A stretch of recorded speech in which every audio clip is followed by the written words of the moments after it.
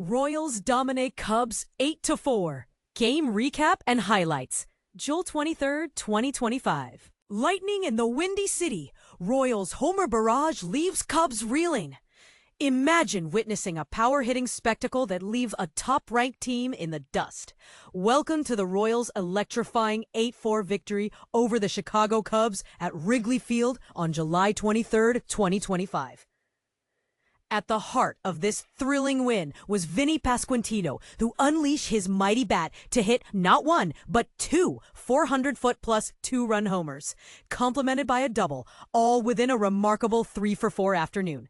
This offensive masterclass propelled the Royals to take 2 out of 3 games from the Cubs, who had entered the series tied with Milwaukee for the NL Central lead and boasting the best record in the majors. But here's where it gets interesting. Pasquantino's multi-homer game was his second this season and third in his career, pushing his season total to 17 homers.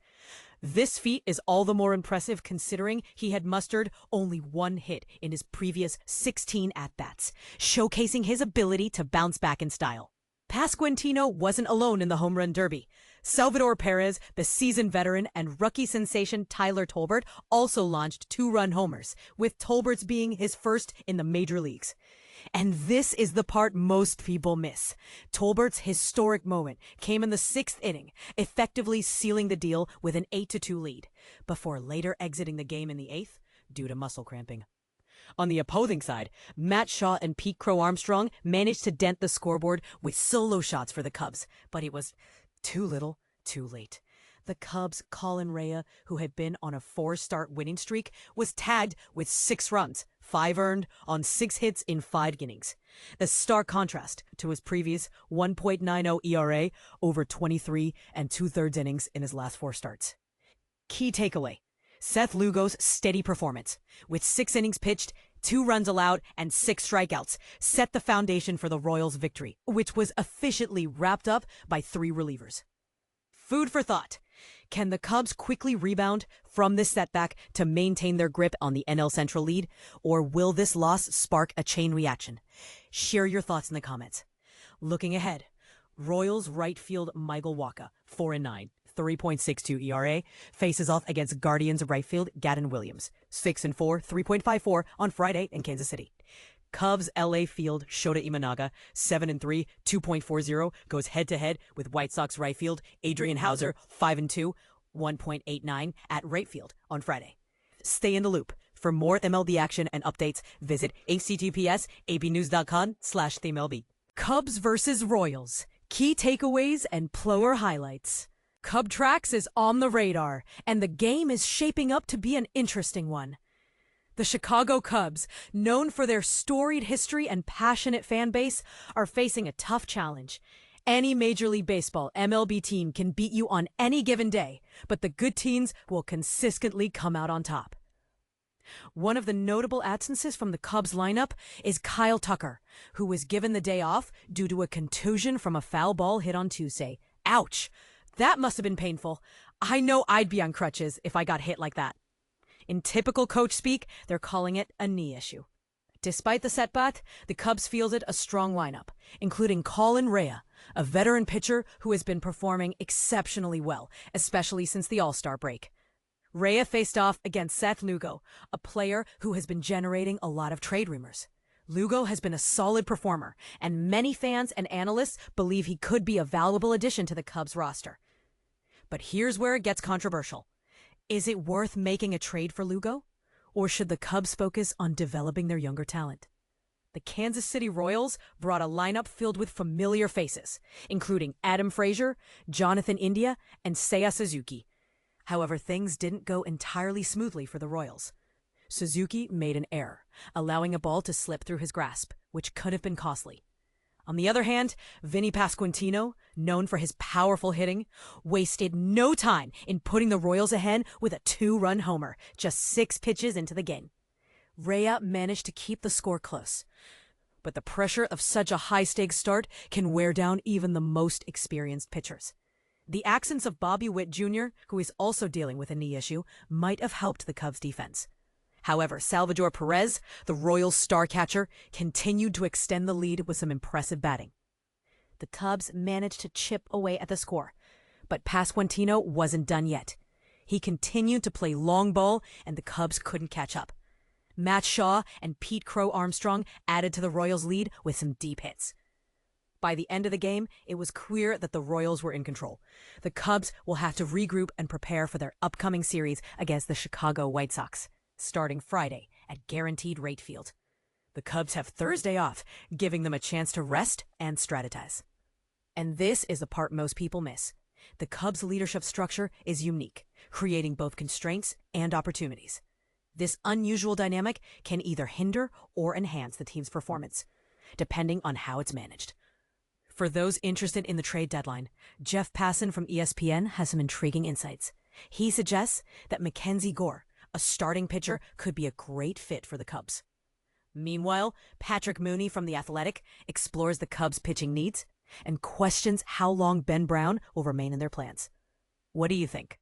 Should the Cubs pursue a trade for a seasoned player like Lugo, or should they focus on nurturing their young talent? Share your thoughts in the comments below. Cubs versus Royals series recap. Key takeaways from the 8-4 loss. Cubs insights. Key takeaways from the series defeat against the Royals. Cubs news. 1 day ago, Zoe Grossman. Chicago. The Cubs seem to be gaining momentum after a commanding shutout led by Matthew Boyd on Tuesday night, setting high hopes for the series. However, the Kansas City Royals, led by their standout pitcher Seth Lugo, had other plans, ultimately shutting down the Cubs in the final game. The Royals, 50-53, clinched the series with an 8-4 victory over the Cubs, 60-42, at Wrigley Field, thanks to 4 powerful 2-run home runs. Although the Cubs managed to hit a couple of late homers, including Pete Crow-Armstrong's impressive 27th of the season, it was too little, too late, as the damage had already been inflicted by Royals hitters.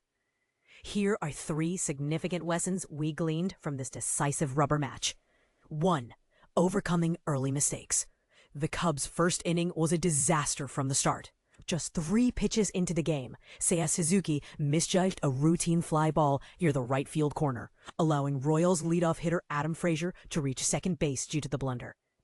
With Kyle Tucker sidelined from the game after taking a foul ball to the knee, Suzuki was filling in for him in right field. Despite showing potential defensively this season, this error marks Suzuki's 3rd of the year, matching his total from the previous season.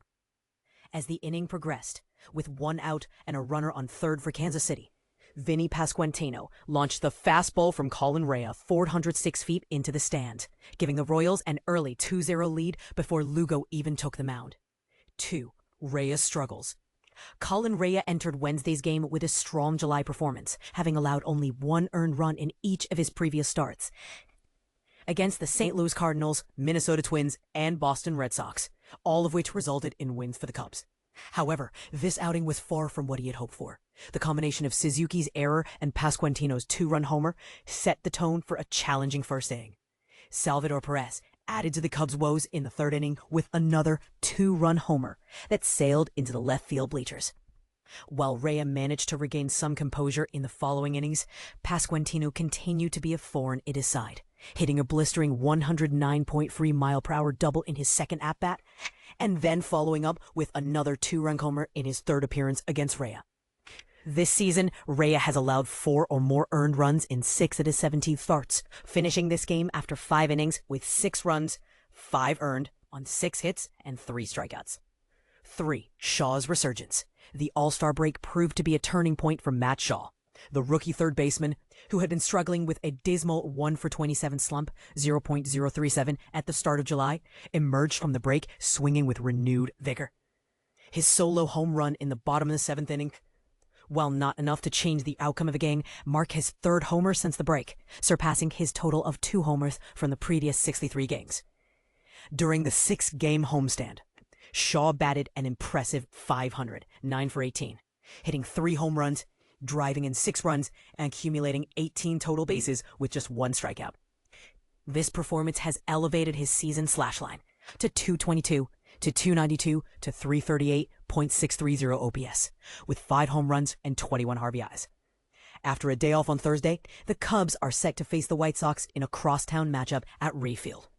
Shota Imanaga, 7-3, 2.40 ERA, will take the mound for the Cubs on Friday, going up against the White Sox's breakout leadoff pitcher Adrian Houser, 5-2, 1.89 ERA. Coverage will begin at 5:30 p.m.